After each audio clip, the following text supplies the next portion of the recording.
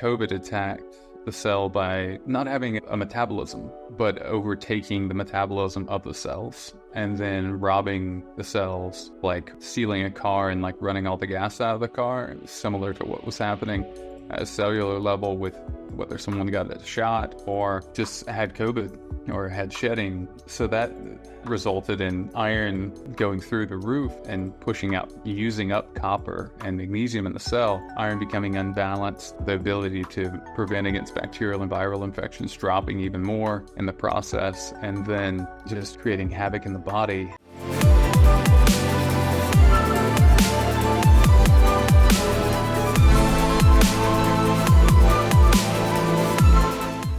I got to attest, I've tried your magnesium product and just felt that I was getting such better and deep sleep on it. It was amazing. I mean, tried lots of magnesiums before, but what makes it so effective, the magnesium that you guys make? So if you guys are watching this visually, the size of the particle size that you're trying to absorb normally with supplements is like this big.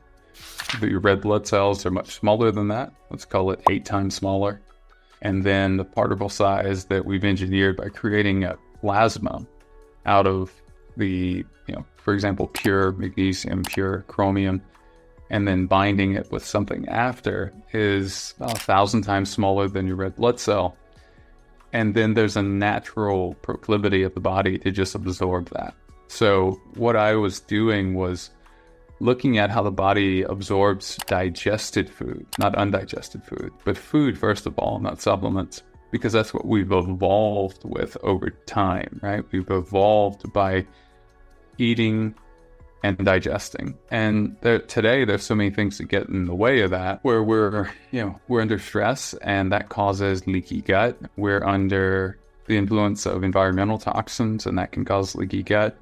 There's evidence of people that are out in the field where planes are spraying essentially Roundup and just glyphosate, and you have people in their 20s that are developing the big C, and it's just all very reversible or preventable. But first, I think we have to be aware of the toxins and the triggers. But even with that awareness, even with eating organic, which I highly recommend all of us to do, because we're voting with our dollars and we get less and less of these sort of GMO crops that way, less and less of glyphosate crops that glyphosate ends up in our rivers, it ends up everywhere. So it's just the most unkind thing to do to the earth, really. So we have to, long term, we have to restore the soil. Short term, we have to restore ourselves by, I believe, first testing. Otherwise, we really are guessing when we don't know. And it's great to know, like, okay, well, I'm going to take a turmeric supplement for inflammation, but why am I inflamed to begin with? Why? And just pure mineral imbalance will lead to that. A quick flow chart, and then I'll pause, is when you have magnesium loss, just magnesium, you end up with other electrolytes being lost or shedded. Unfortunately, it's a vicious cycle.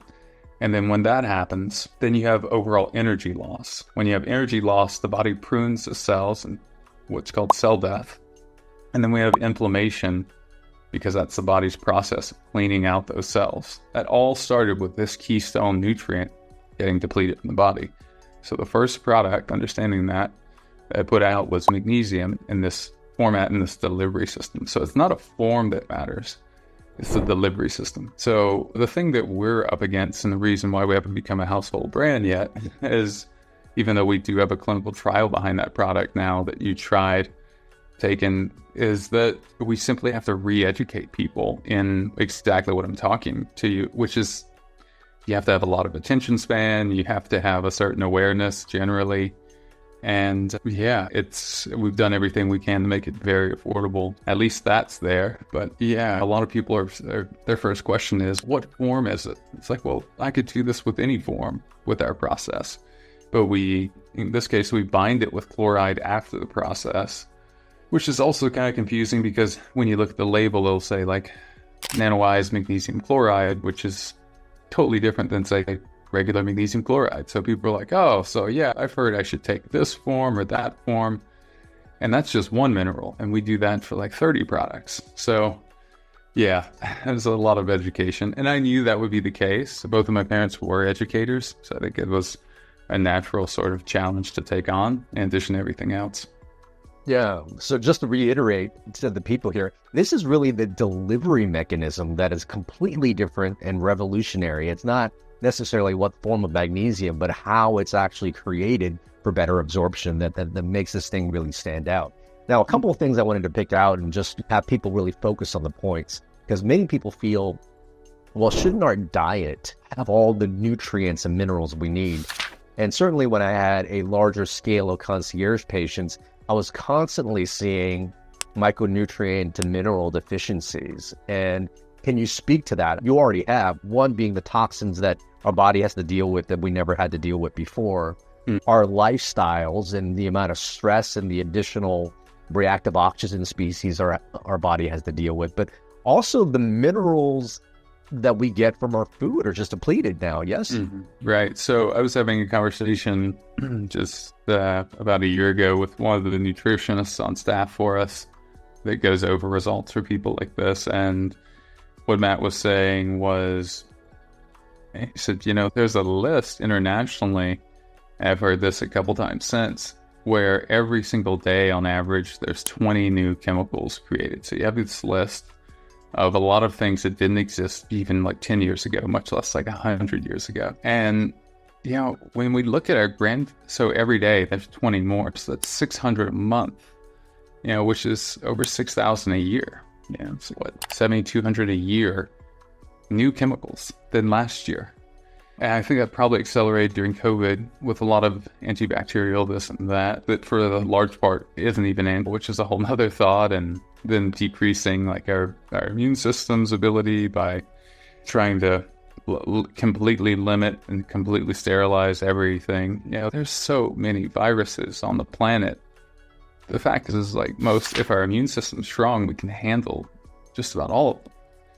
Yeah, so that's a thought. And then there's, for example, like COVID attacked the cell by not having a metabolism, but overtaking the metabolism of the cells and then robbing the cells, like stealing a car and like running all the gas out of the car, similar to what was happening at a cellular level with whether someone got a shot or just had COVID or had shedding. So that, that resulted in iron going through the roof and using up copper and magnesium in the cell, iron becoming unbalanced, the ability to prevent against bacterial and viral infections dropping even more in the process, and then just creating havoc in the body. So all of that really was to some extent preventable.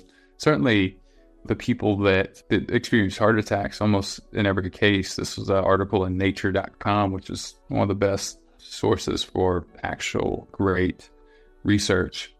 It showed that at least a third of deaths that were documented resulted from something like iron overabundance, that's how it happened.